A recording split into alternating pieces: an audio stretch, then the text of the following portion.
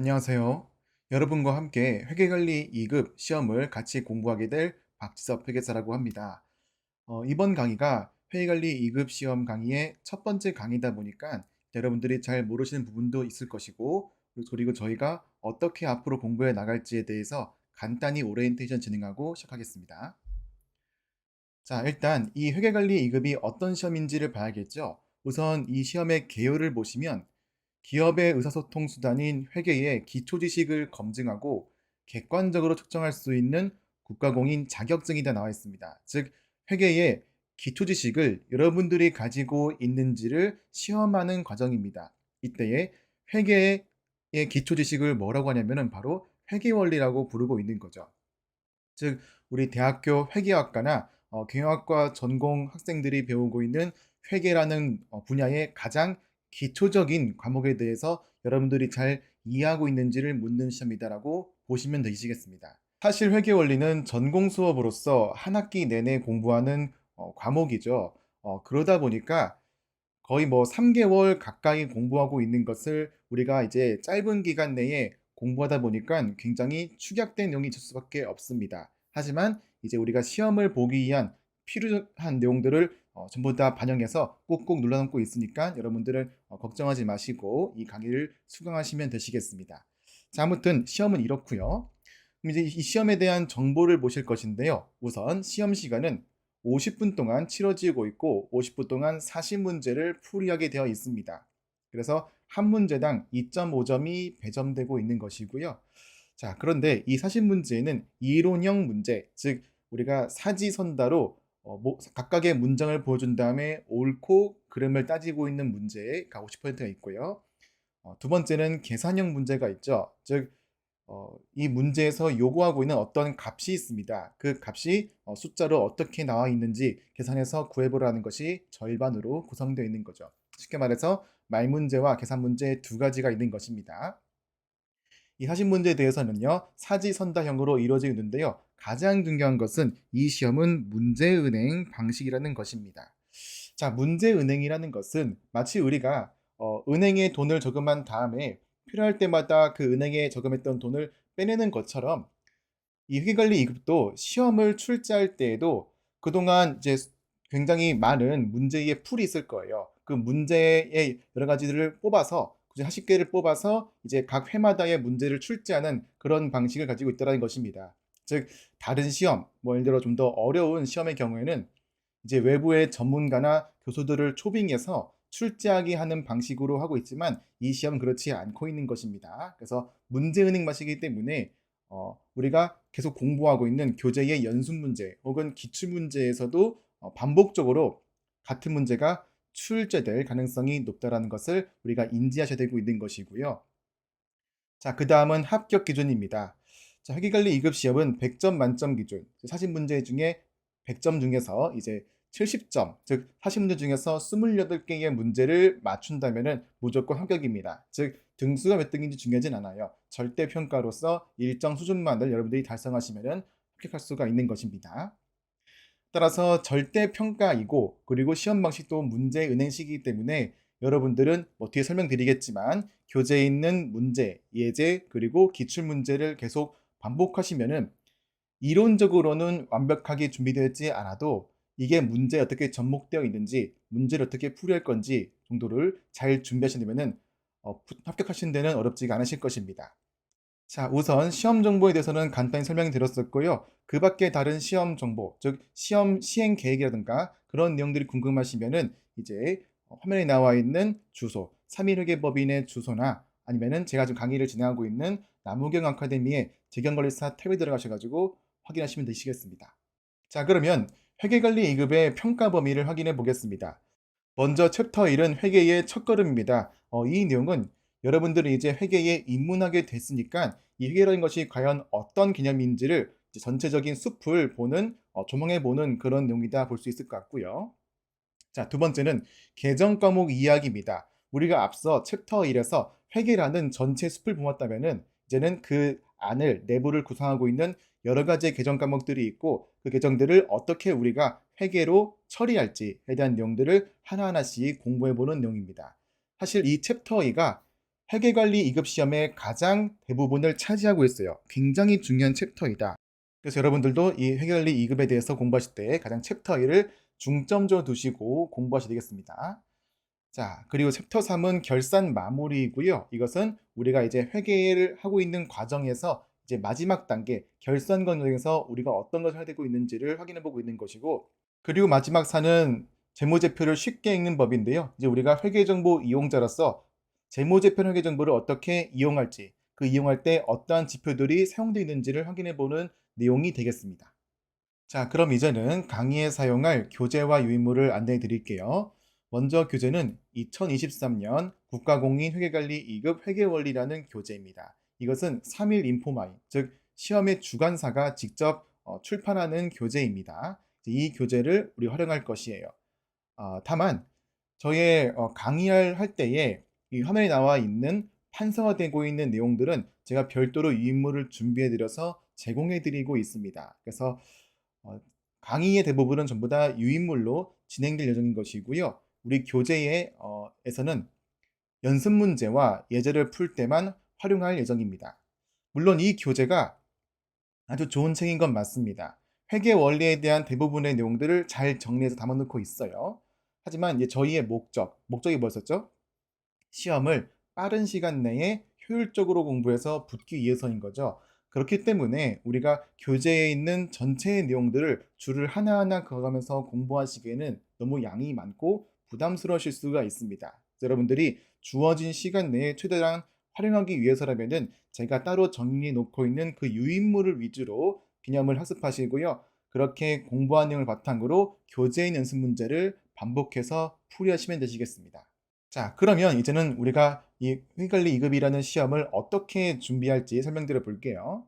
일단 모든 공부 마찬가지겠지만 우선 우리가 학습한 내용에 대해서 개념적인 부분을 잘 이해한 다음에 문제를 풀이하는 것이 중요하겠죠. 근데 지금 제가 화면에서 강조드리고 있는 것처럼 문제풀이가 정말 중요합니다. 우리가 개념적으로 완벽하게 준비가 안 돼 있더라도, 즉 사실 어떤 개념이 뭐 A라는 개념이 있을 때 그 A가 정확히 어떻게 시작되고 어떻게 끝나는지가 확실하게 알지 못하는 그런 상황이 되고 있는데, 그럼에도 불구하고 우리가 문제 어떻게 나오는지, 문제 나올 때 어떻게 풀이해야 할지만 잘 준비하고 있으면은 시험을 통과하는 데는 어렵지가 않다라는 것이에요. 그리고 오히려 문제를 풀다가 오히려 개념적인 부분에 대해서 더 깊은 이해가 생길 수 있는 것입니다. 즉, 꼭 우리 공부할 때는 항상 일방적으로 개념 먼저 잘 준비하고 문제를 푼다, 이게 아니라 개념은 어느 정도 확인한 다음에 문제를 위주로 공부하자라는 것을 계속 강조드리고 있는 겁니다. 그래서 우리가 한 달 동안 시험을 준비한다면은 적어도 교재에 있는 문제는 적어도 3번, 많게는 5번까지 반복적으로 풀이하셔야지 그 문제에 대한 풀이 방법을 이해하시면은 시험장 가셔도 어렵지 않으실 것이에요. 물론 실제 시험장에서 그 연습 문제가 그대로 나온 경우도 있기도 하고요. 아니면은 숫자가 조금 바뀔 수가 있습니다. 하지만 숫자가 조금 바뀌더라도 우리가 문제 푸는 과정을 잘 이해한다면은 그는 응용하는 것에 불과하기 때문에 답을 맞추는 건 어렵지가 않으실 것입니다. 그래서 문제를 자꾸 푸시라는 것을 말씀드리고 있는 것이에요. 다시 말씀드리면은 일단 제가 강의로 설명드리고 있는 거, 그리고 지금 여러분들이 이제 받으실 요약 유인물, 요약 노트인 거죠. 그걸 가지고 기본적인 내용을 이해하시고요. 그 다음에 연습 문제, 그리고 이제 기출 문제, 혹은 이제 시험 주관사에 내놓고 있는 공개 문제들이 있습니다.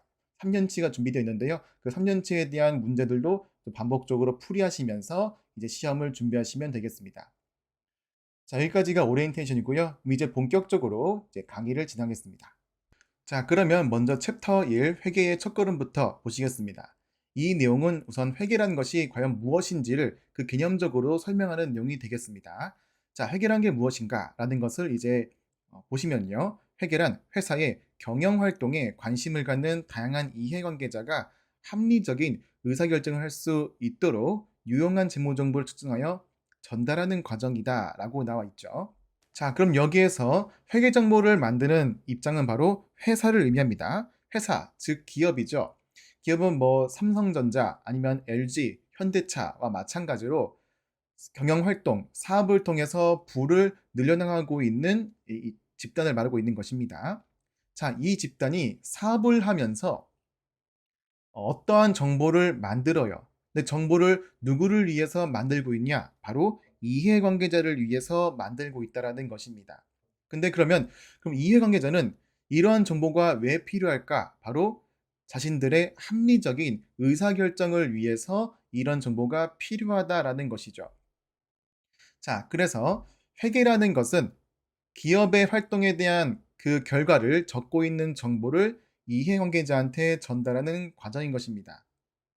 자, 그럼 여기에서 이 기업의 주변에 있는 이해관계자가 누구인지를 우리가 봐야 되고 있는 것이죠.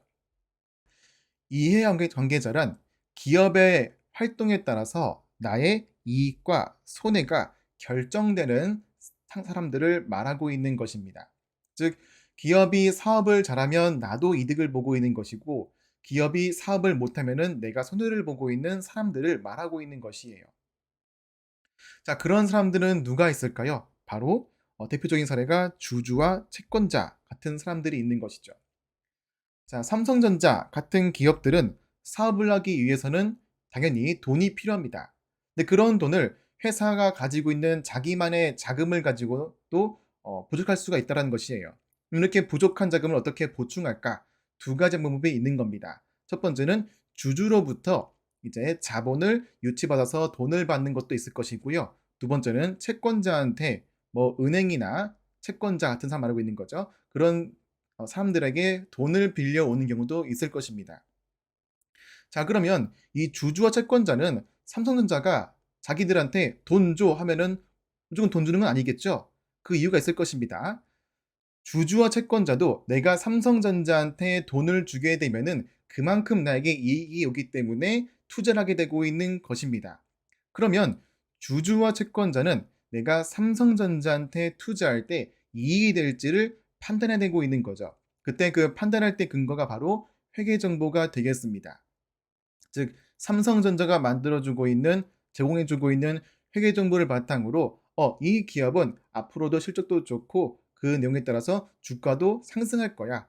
그럼 나는 이제 돈을 투자해서 주식을 받아오는 것이 이득이니까 투자하겠다라고 결정을 내릴 수가 있는 거죠. 채권자 입장이 마찬가지입니다. 채권자도 내가 이제 이 목돈을 가지고 어디에 안전하게 투자하고 싶은데 삼성전자의 어떤 정보를 보니까 이 회사가 당분간은 망하지 않을 것 같아요. 그래서 일정 기간 돈을 빌려주고 난 다음에 만기가 되면은 나한테 돈을 잘 갚을 것 같아요. 그러면은 내가 빌려온 돈을 잘 갚을 수 있는 능력이 확인됐기 때문에 돈을 충분히 빌려줄 수가 있는 것입니다.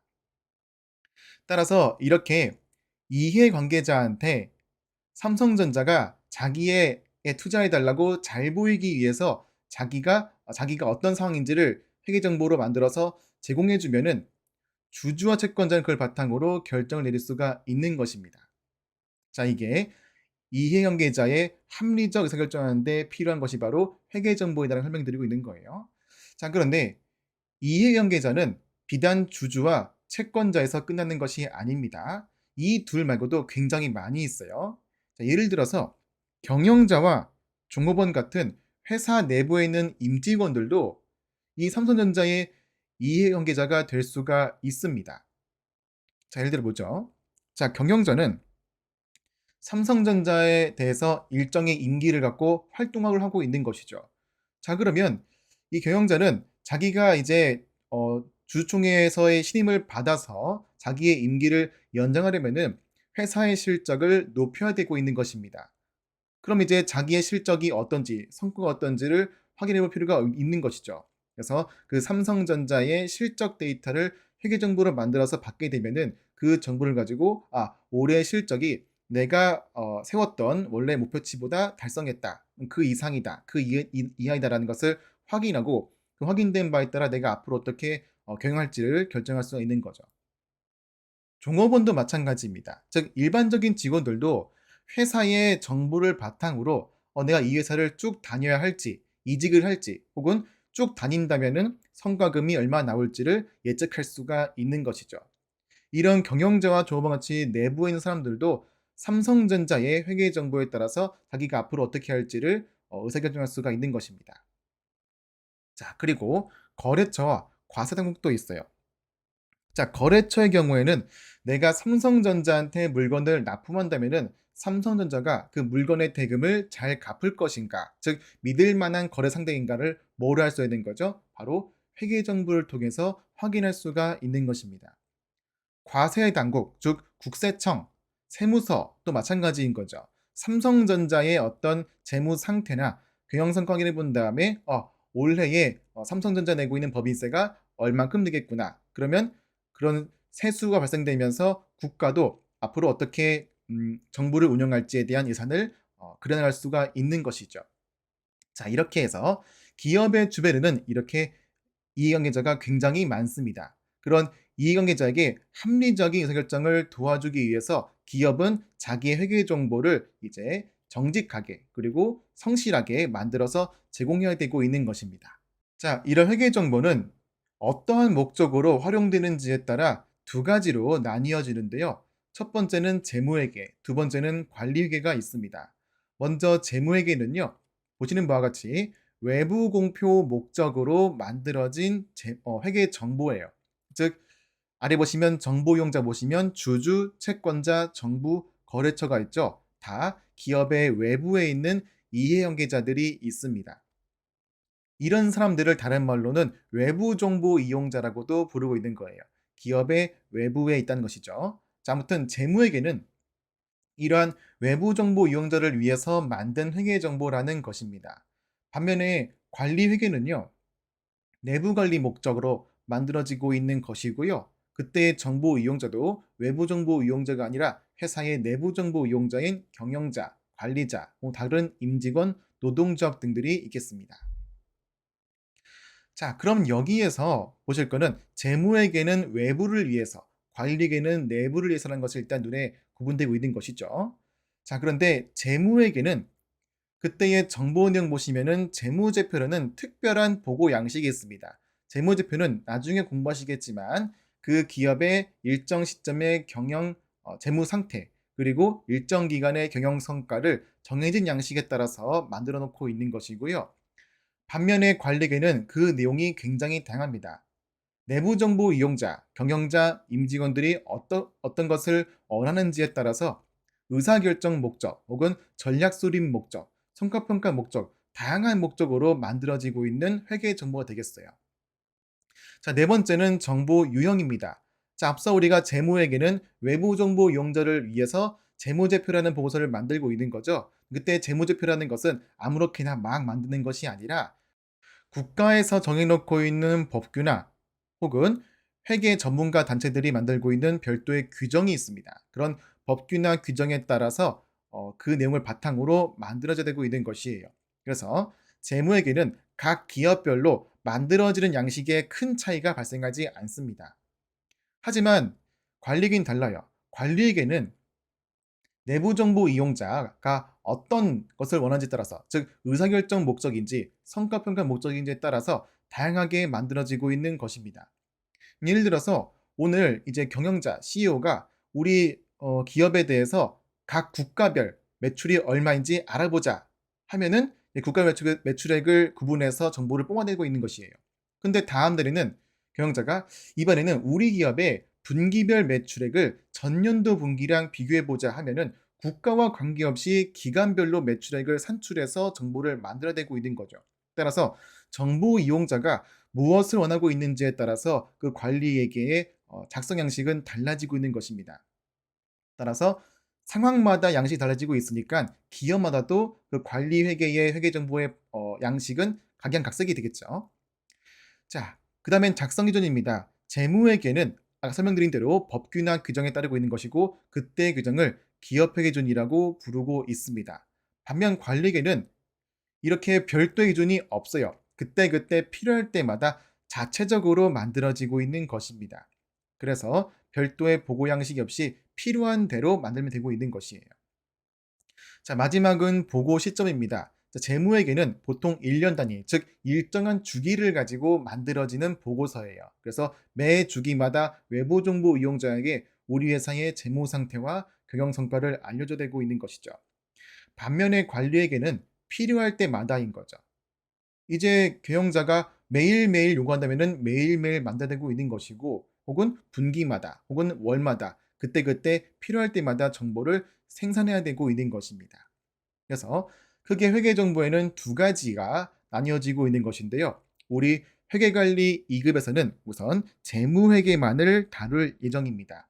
관리회계는 나중에 원가 관리계라는 별도의 과목으로 구성되어 있는 내용이에요. 그래서 우리가 지금 공부할 때에는 재무회계와 관리회계의 차이 정도로만 비교하시고요. 앞으로 우리가 이제 진도에서 계속 공부하실 내용들은 이 재무회계의 세부적인 내용들 위주로만 공부하실 예정입니다. 자, 그래서 여기까지가 1강에 대한 내용이었습니다. 고생하셨습니다.